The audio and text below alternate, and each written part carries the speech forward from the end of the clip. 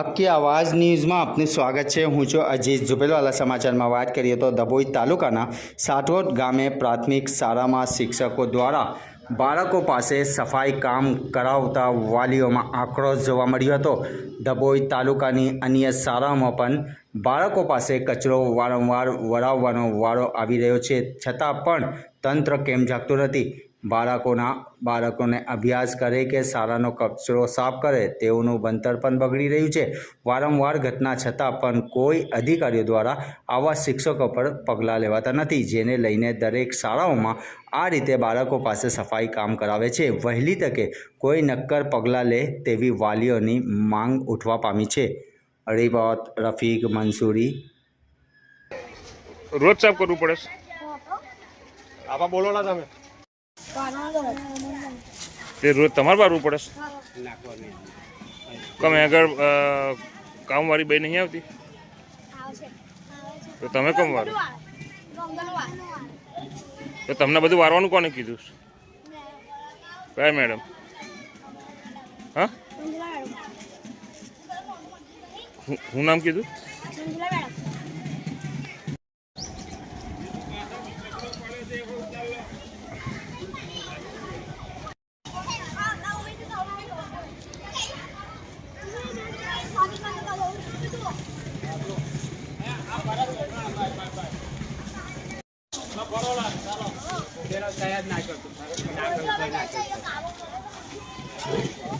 કયા ધર્મનું ભણો તમે?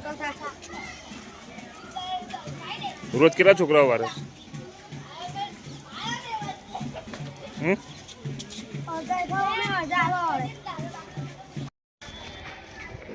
રોજ જ સાફ કરે?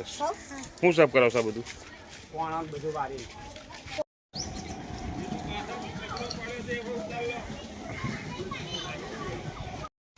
અમારા સાટોદ ગામની પ્રાથમિક શાળા એની અંદર અમારા બાળકો ભણવા મૂકીએ છીએ અને શિક્ષકો એમની કને કચરા પોતું કરાવે છે।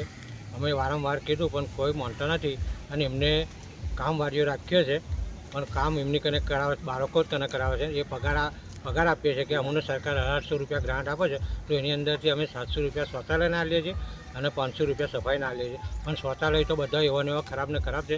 શૌચાલય પણ અમે તપાસ કરી, કોઈ શૌચાલય સાફ કરેલું નથી।